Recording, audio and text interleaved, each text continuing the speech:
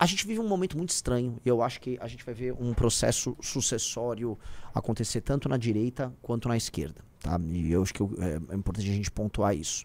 Não imaginem que se por um lado o Bolsonaro está sofrendo e está morrendo e está se machucando, a gente não verá com outra natureza, com outras cores, isso acontecer dentro da esquerda. Eu começando pela esquerda, tá? Eu vou entrar no Bolsonaro. Naturalmente o Bolsonaro é um cara que não tem o mesmo histórico do Lula. Lula é uma figura que foi sido construída no final dos anos 70, para os anos 80, com as famosas greves operárias, o surgimento do PT, ele concorre para governador, deputado, depois ele só concorre a presidente e ele se firma como liderança maior da esquerda brasileira. O Bolsonaro, ele é uma liderança que, vamos dizer, começou a aparecer para o Brasil na prática mesmo, lá na época do Super Pop, 2011, 2012, a coisa cresce nos anos seguintes e aí ele estoura a partir de 2015. Tá? E aí ganha a eleição para a presidência da República em 2018 e ele se torna o político, mais do que o Lula, mais comentado do Brasil. Isso aqui a gente pode falar, o político mais falado pro bem e pro mal do Brasil é o Jair Bolsonaro. Mas a gente está vendo um ocaso dele, né, a derrota, a desconstrução política dele acontecer e uma substituição dele dentro do próprio campo, que é o campo da direita, mais natural e veloz do que a gente viu com o PT. E aí nisso eu vou regressar pro petismo. Porque por mais que o Lula tenha sido preso, que o PT tenha passado por tenha caminhado no Vale das Sombras, né, caminhado no Vale da Morte, após não só o impeachment da Dilma, mas a prisão do Lula em 2018, o PT retorna ao poder. A gente comentou ontem na live do Dark, acho que vai ser muito complementar vocês assistirem a live do Dark ontem, né? É só assistir, tá aqui no nosso canal. Não era pro PT ter retornado, o PT faz um retorno extemporâneo ao poder, tanto que é um retorno sem proposta, um governo que até agora não sabe falar por que ele veio fazer. Eles tentam sempre criar um novo slogan, uma nova justificativa. Começou como o governo da picanha, depois virou, nós seremos o governo da democracia e agora ele é o governo da soberania. Eles estão o tempo todo tentando criar uma historinha pra contar e nenhuma dessas histórias colam exatamente porque o governo em si não deveria existir, né? Nós não estávamos no momento histórico da presença das esquerdas nessas posições de poder que elas estão agora no Brasil, entendeu? A mesma coisa eu posso falar sobre o governo do... a lógica própria que a esquerda tem, e isso tem a ver com os projetos que são verdadeiramente estruturados, faz com que, é bom que você faça um corte exatamente do que eu tô falando, que eu tô voltando exatamente onde o raciocínio estava. Essa lógica própria, que é a construção de uma estrutura intelectual poderosa, construção de uma estrutura orgânica de militância, uma estrutura político-partidária, uma estrutura muito sólida de anos, azeitada financeiramente, com uma hierarquia bem montada, faz com que mesmo com uma crise enorme que eles tenham passado, e veja, o Bolsonaro não foi preso ainda e o bolsonarismo já está totalmente rachado. No PT isso não aconteceu.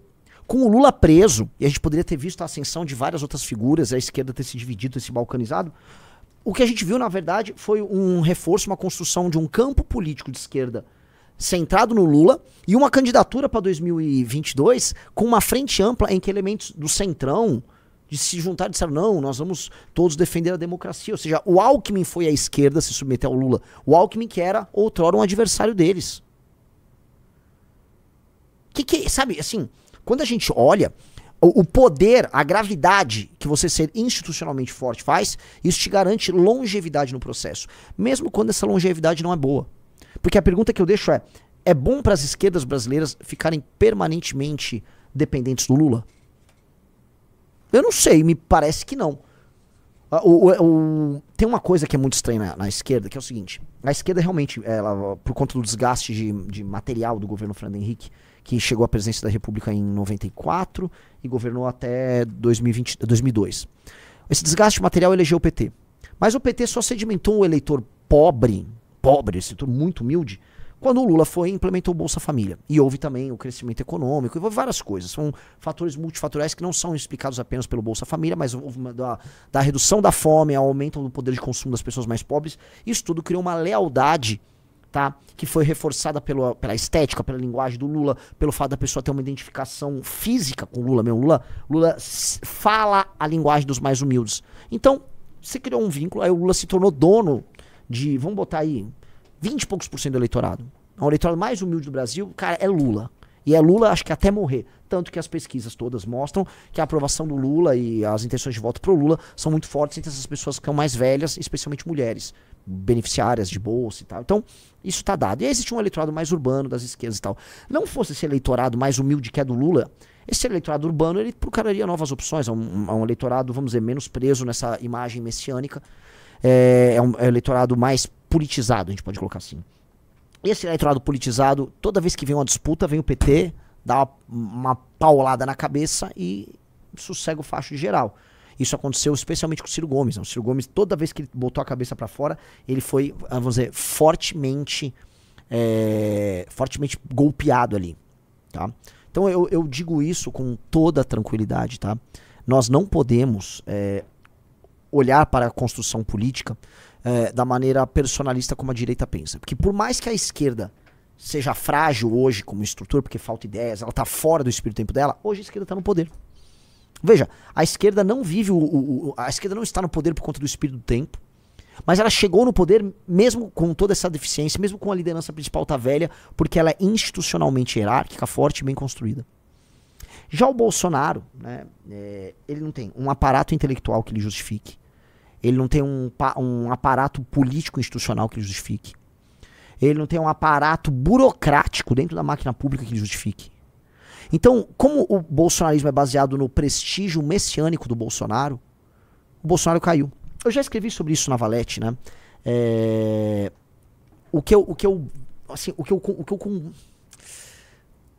Como o Bolsonaro ele vive numa espécie de um culto em que ele se torna um tipo, ele é um mito, né? Ele é uma figura para além do material, né? Existe um Bolsonaro metafísico, né, que as pessoas acessam com os sentimentos delas. Você acessa essa figura através de um culto. E esse culto, ele precisa de rituais para que este Bolsonaro meio que, né, ele se avive nas pessoas. Acho que o Bolsonaro foi muito feliz em roubar as manifestações que nós iniciamos em 2015. Ele roubou isso a partir de 2019. Porque essas manifestações se tornaram cultos à imagem, né, a este Bolsonaro imaterial. E é quase como, vamos dizer, é um momento de congregação em que as pessoas evocam esse Bolsonaro, ele vem à Terra, assim, e aí ele se manifesta perante eles e eles têm essa sensação de pertencimento. Então, é como se, como a única coisa que resta ao Bolsonaro é uma imagem, e há muito pouco de estrutura concreta ali, ele precisa permanentemente ficar evocando, né, essa energia. É quase como um ritual, vocês entenderam? Tipo assim, é quase como um ritual meio místico mesmo, muito louco. E aí esse culto, que você tem músicas, você tem danças, você tem roupas, você tem um ritual.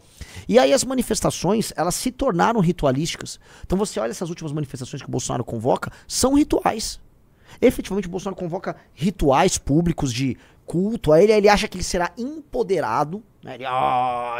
É como se o Bolsonaro concreto, ele fosse, vamos dizer, incorporado, né, por esse Bolsonaro metafísico, essa entidade, e aí ele fica empoderado para enfrentar o Xandão, igual ele ficou enfrentando, sei lá, a pandemia. Então, é um ritual, muito claro, para haver uma incorporação desse herói Bolsonaro. É um ritual pagão que os caras fazem, e é claramente um ritual bastante pagão, e esse ritual meio que ele tá perdendo a força. E é um ritual meio tolo. E eu vou colocar outra, tá? Uma das formas de confirmação desse poder ritualístico são os números de rede social. Que é como se fosse, tá acontecendo, tá incorporando aqui, deu muito like, deu muito view. Então, todo bolsonarista e os discípulos do Bolsonaro, eles acreditam nessa religião da fama dele, do poder da imagem desse Bolsonaro. Então, eles ficam cultuando vamos dizer, a sua imagem pública. E isso é uma coisa que a gente precisa entender como completamente relacionado às redes sociais. Nesse sentido, o Bolsonaro ele é um fenômeno, né, muito pós-moderno. Ele é um fenômeno completamente líquido. Né? Ele é fluido. O Bolsonaro, né, se o Lula fosse uma pessoa, ele seria um homem hétero cis. Sabe? Old school. O Bolsonaro é como se fosse uma boyceta trans. Espero que vocês tenham entendido a analogia. O Bolsonaro é muito fluido, ele é muito pós-moderno, ele é muito uma invenção ele é um jogo de linguagem. Só que isso não é sólido. Não é sólido. Não é sólido. E aí tudo que é institucional vence ele. Porque pra funcionar, né? Aí eu vou ter que... Vocês estão gostando? Vamos dando nota aí pra live, tá? Pra funcionar... a gente vai ter que evocar. Procura uma obra que chama... Procura aí um livro assim, Jung, Bota assim, palavra-chave Jung contemporâneo, Wotan com W. O Jung, ele falou, né? É um livro muito curtinho que eu vou, inclusive, indicar pra vocês comprarem, tá? Não, é Jung, né, Riso? Não um Jung com Y, né? Vamos ver se tem aí o nome do livro, imagens. É esse aí, ó, Aspectos do Drama Contemporâneo, tá? Comprem esse livro, é um livro muito curtinho. O Jung, ele fala o seguinte, que o grande deus da floresta, o grande deus caçador, o principal dos deuses germânicos, que é o Wotan, que é o Odin, ele é um deus que ficou adormecido por muito tempo, ou seja, no fundo ele está dizendo que é um arquétipo, o arquétipo do Wotan, que é o arquétipo fundamental para os germânicos, ele ficou adormecido por muito tempo, talvez por conta do cristianismo, ele ficou adormecido. E aí ele começa a retornar no século XIX, seja nos delírios do Jung, desculpa, nos delírios do Nietzsche, seja, sei lá, eu não sei se ele menciona isso, mas dá pra sentir isso um pouco na música do Wagner, né? E aquilo começa a voltar, ele começa a se incorporar no homem alemão, e aí ele assume um homem, esse homem se chamava Adolf Hitler. E aí então, é como se fosse assim, eles ficaram evocando o Wotan, né? E houve inclusive todo um processo de busca por cultura e por religião pagã, por elementos esotéricos dentro da Alemanha, né? Você vai pegar aquele movimento do bigodinho, ele era profundamente esotérico, né? Muita besteira esotérica, mas profundamente esotérico. Então, do final do século XIX para o começo do século XX, o alemão tá nessa busca, e talvez estivesse numa busca dessa identidade e tal. E aí, pro Jung, o Hitler incorpora o Wotan. E aí essa incorporação ritualística com os rituais de massa, com as grandes palestras que o Hitler fazia, com as grandes manifestações, com a linguagem, com tudo que foi montado ao redor dele, né? Ele se apodera dos meios políticos, ele tinha uma instituição muito forte, que era o Partido N, né? Uma instituição forte, ele se infiltra nas Forças Armadas, ele cria inclusive seu próprio braço armado, e aí ele faz uma tomada do poder na Alemanha. E aí, com esse poder total nas mãos dele, ele leva a Alemanha num surto maluco para uma carnificina gigantesca, né? Numa talvez vontade de morte maluca liderada pelo Wotan. Então, pro Jung, o arquétipo do Wotan, ele foi invocado e ele assume o corpo desse cara, que seria como se fosse um mago maluco, né? O Hitler, esse mago maluco. Por que eu tô falando isso? Porque se a gente faz um paralelismo disso com o que é feito com o Bolsonaro, ou seja, com a lógica dessa incorporação, desse herói mítico que os caras têm do Bolsonaro, a gente entende assim, tá, ele incorpora, mas ele não fez nada de concreto. Se a incorporação que acontece ali com o homem do bigodinho é uma incorporação que se transforma em instituições. E assim, o homem do bigodinho, ele era perigoso porque ele era mais inteligente que um cara como o Bolsonaro. Tinha livro, foi pro cárcere, ele construiu a jornada dele, né? O Bolsonaro, ele era estéril, ele ficou só na incorporação. Então ele ficou só nessa incorporação simbólica da versão melhor dele próprio. E repara, mesmo essa incorporação mais recente, ela se torna estéril porque ele começou a ficar tolhido nas manifestações. Então ele não ia numa manifestação que ele mesmo convocava e ele não podia falar nada na manifestação. Então ele ia na manifestação, não posso criticar, não critiquem ninguém, hein? Oh! O que é muito frágil. O que é muito frágil, tá? Então eu acho que o que termina acontecendo com o Betinha Bolsonaro, né, nesse exemplo, não adianta você se transformar num mito e num elemento místico capaz de gerar um frenesi na nação. O Bolsonaro conseguiu isso. E é isso que os inimigos dele temem, tá? E este é o elemento mais importante. Veja só, não é defender o Bolsonaro, mas eu vou fazer um reconhecimento das forças do bolsonarismo. O bolsonarismo criou um frenesi em parte importante da nação brasileira. Esse frenesi é verdadeiro e ele mobilizou muito as pessoas. Essas pessoas acreditavam que aquele cara que eles projetaram no Bolsonaro, ele era um mito e ele ia fazer e acontecer. E as pessoas toparam uma guerra pelo Bolsonaro. Vocês pararam pra pensar nisso? As pessoas toparam acampar na frente dos quartéis, elas toparam o 8 de janeiro, elas toparam 1001 manifestações, elas toparam assumir riscos na pandemia, elas toparam todo tipo de coisa por ele. O que ele fez nesse sentido é impressionante, é muito impressionante. Tá? Esse arquétipo que de alguma maneira foi evocado pelo Carluxo, por isso que o Carluxo também... O Carluxo é o grande mago maluco. O Carluxo, ele é um doido, se vocês forem pegar, eu não sei se... realmente eu não sei qual a doença que ele tem, mas ele é claramente muito problemático. Então, na loucura dele, o Carluxo, ele cria um monstro, né? Que é o super pai dele, que é o mito, com o Oclinhos. Então, acho que a gente pode fazer essa construção. O Carluxo cria. Eu não sei se aí o Carluxo ou o Demiurgo. Então, o Carluxo cria, na loucura dele. Criei um monstro! Tá? E aí a população brasileira toda compra esse cara como anjo vingador, como mito. E isto ganha uma eleição, isso realmente tem um poder colossal. Se esses caras realmente fossem muito inteligentes e se estruturassem, e eis o ponto. Se o bolsonarismo tivesse pessoas como nós administrando eles, tá? Eu cravo aqui, eles seriam uma máquina imparável que mudaria a história do Brasil. Se o bolsonarismo aliasse esse aspecto mitológico que foi criado pela loucura do Carluxo, com um grupo com uma capacidade resoluta de pensar as suas ações e uma vontade de trabalho, uma inteligência de trabalho muito grande como a nossa, em certa medida, esses caras teriam feito tudo o que eles quisessem. Absolutamente tudo. Tanto que, só de não atrapalharem no impeachment, o Rizzo vai entender. Só de não atrapalhar o impeachment e a Lava Jato, mas estarem mobilizando esse símbolo do Bolsonaro ali, representando a direita, durante o processo do impeachment, nós destruímos a esquerda brasileira. Há alguma dúvida sobre isso, Rafael Almeida Rizzo? Não. A esquerda brasileira foi devastada, de 2015 até 2018. Foi uma devastação. Agora, o Bolsonaro em si, tá? Quando ele chega à presidência da República, com o grupo dele, e aí ele faz as coisas com a capacidade de ação dele, do grupo dele, aí a coisa diminui. Porque entre ser um evocador de um espírito metafísico, chame do que quiser, ou simplesmente evocar um arquétipo que sei lá, a classe média brasileira gostaria de evocar, e ser isso, havia uma grande diferença, tá? Mas assim, as esquerdas nunca entenderam, mas se de fato o MBL em algum momento tivesse se juntado ao bolsonarismo, ia dar muita merda.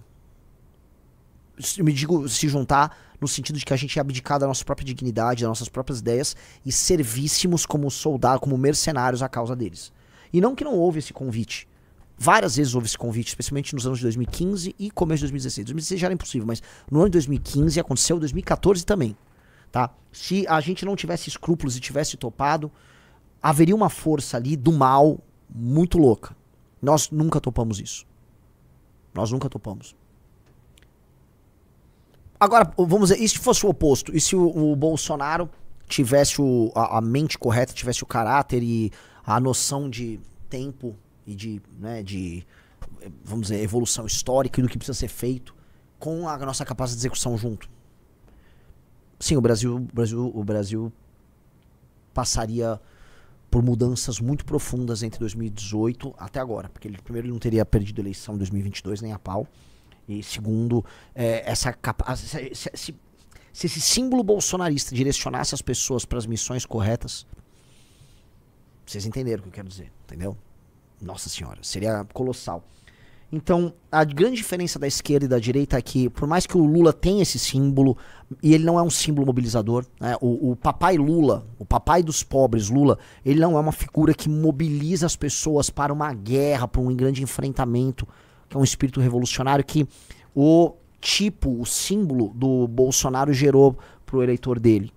Não, o eleitor do Lula, ele vê o Lula como uma mãe protetora. Eu acho que o Lula, ele é muito mais feminino do que masculino. O Lula é uma grande mãe com suas grandes tetas, fornecendo um alimento fundamental para o povo.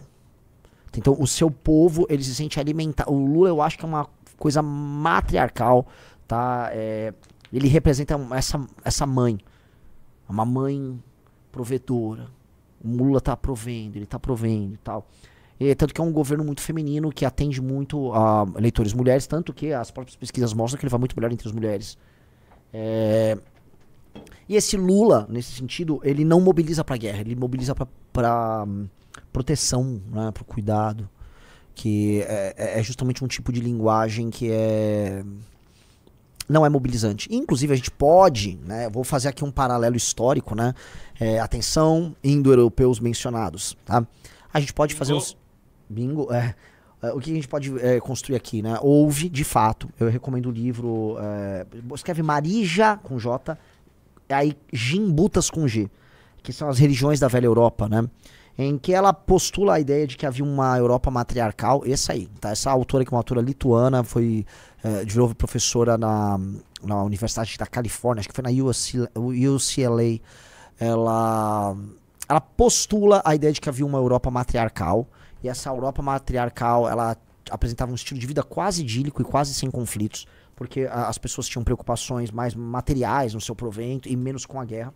E essa Europa matriarcal, ela é alvo de invasões de religiões, de homens que eram ligados a uma religião patriarcal, profundamente violenta e hierarquizada. Então você tinha uma sociedade quase socialista na Europa, muito feminina, a sociedade da Longhouse. E essa sociedade, ela realmente é uma sociedade ritualizada, era uma sociedade que buscava resolver seus conflitos de maneira não violenta e próspera, material, e aí a sociedade ela é vandalizada e destruída por um bando de bárbaros, um bando de Conan o Bárbaro, vindos do leste, né, vindos da estepe. Eles vêm e varrem essas sociedades do mapa, tornando a Europa patriarcal e violenta, né? A tese dela é interessantíssima, mas ela está errada, né? As sociedades agrárias da Europa, já foi comprovado, eram sociedades, primeiro, patriarcais, menos patriarcais do que dos indo-europeus, mas também patriarcais. Eram sociedades também guerreiras, profundamente violentas, e muitas delas praticavam rituais de sacrifício humano. Então, tinha nada de muito idílico ali, tinham conflitos terríveis deles com os caçadores-coletores antes da chegada dos invasores da estepe, ou seja, era um mundo muito complicado. Mas, o que ela postula, acho que é uma coisa muito mais simbólica do que fática, porque os vestígios arqueológicos não ficaram ao lado da Maria Gimbutas. O que está claro simbolicamente, era uma sociedade mais feminina. Assim como a sociedade de Creta, dos minoicos, ela era mais feminina do que a sociedade dos invasores ali indo-europeus que chegaram, né, dos micênicos. Natural, tá? Tô falando isso por quê? Porque a gente pode colocar assim, o bolsonarismo como um fenômeno muito mais masculino, entendeu? Um fenômeno de direita mais masculino, mais revoltoso e hierarquizante, e o lulismo como um fenômeno mais feminino. Esses são os dois tipos à disposição. E a diferença do lulismo com o bolsonarismo é que o lulismo aí teve mais inteligência aplicada, mais disciplina aplicada na construção deles enquanto grupo político, e o PT ficou mais estruturado, então a sucessão à esquerda está mais difícil. E o bolsonarismo, ele caiu pelas tabelas porque ele é um grupo burro. Ele é como se fosse uma... Eu vou falar que o Bolsonaro, ele é uma versão covarde do Átila Uno. Porque vocês sabem, os hunos foram uma praga, eles invadiram o que restava de Império Romano, geraram uma pressão gigantesca sobre os germânicos, eles foram um terror tão grande, tá? Se você for pegar a história, acho que é do Anel dos Nibelungos, me corrijam aí, tá? Tem todo um drama que os alemães, eles sofrem na mão do Átila, né? Tem todo um drama, eu não sei, olha, me corrijam se até o Siegfried sofre na mão do Átila, me corrijam, por favor. Os alemães sofrem na mão dos hunos, os hunos devastam ali, eles devastam os romanos, o papado é obrigado a intervir, e aí só checa aí se eu tenho alguma coisa a ver do Siegfried com eu chuto, não lembro se era ele ou era outro herói germânico. Like na live. Tá. E aí o Átila, ele é derrotado depois numa aliança entre os visigodos.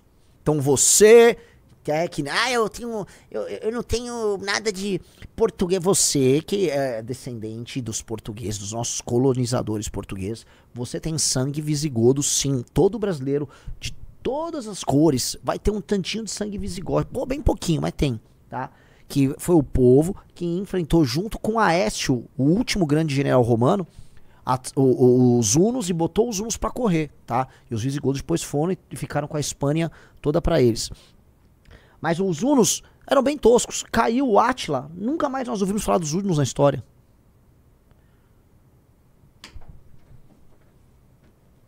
Nunca mais, sumiram. Que eu acho que vai ser o destino do bolsonarismo. Não vai sobrar nada.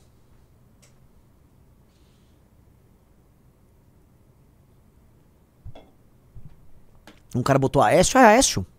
Flávios Aécios, o último grande general romano. Tá?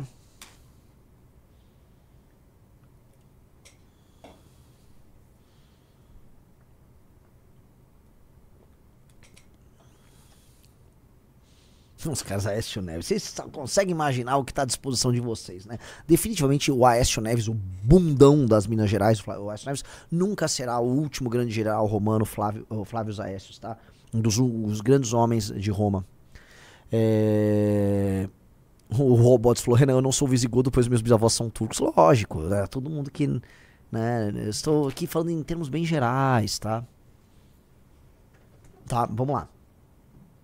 Prosseguindo, meus amiguinhos aqui, fiz essa construção, tá? Porque agora nós vamos chegar lá no julgamento do Bolsonaro, e aí eu vou fazer esse paralelo. O Lula, durante o julgamento dele, ele se reforçou. As facções das esquerdas todas vieram a público fazer manifestações pelo Lula, né? Ah, a prisão do Lula é não sei o quê, a prisão do Lula é um absurdo. O PCO organizou uma espécie de uma guarda pretoriana nos sindicatos metalúrgicos no momento que o Lula ia ser preso, para proteger ele. Então, a prisão do Lula unificou a esquerda. E a prisão do Bolsonaro? Unificou a direita? A prisão do Bolsonaro precipitou essa divisão. Nesse instante, o Tarcísio está com o Centrão fechando o seguinte acordo. Vocês estão sabendo, né? O Tarcísio ele está com o seguinte acordo costurado. Ó, vamos votar uma anistia ao Bolsonaro para ele não ser preso, já que o Centrão está brigando lá com o Lula. E, paralelamente, vamos manter ele sem direitos políticos. É um bom acordo, porque o Bolsonaro não concorre o Tarcísio, e ele não vai preso.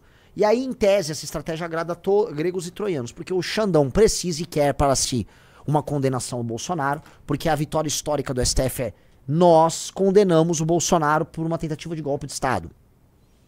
E aí eles, né, talvez mantenham na cela alguns deles ali. Nós condenamos, mas olha como nós somos democráticos, o Congresso deu uma anistia, porra, o Bolsonaro ficou preso, sei lá, vamos dar um mês, passa um mês em cana, o Congresso anistia, mas ele fica inelegível e o Centrão elege o Tarcísio. Ou seja, pro Bolsonaro é meio que uma vitória de pirro, mano, só tem referência romana e nesse caso é o pirro de Épiro, né, que não é um romano, mas enfim, né, ele enfrentou os romanos e a vitória dele foi tão ruim quanto uma derrota. E aí, né, o jogo segue. Ou seja, o reino do bolsonarismo tá todo dividido. Todo dividido. Gostou do vídeo? Para mais vídeos como esse, se inscreva no canal Inevitável Cortes. Deixe o like, comente abaixo o que achou, vire membro do canal por apenas R$ 3,99 e tenha acesso a benefícios exclusivos. Te vejo no próximo vídeo.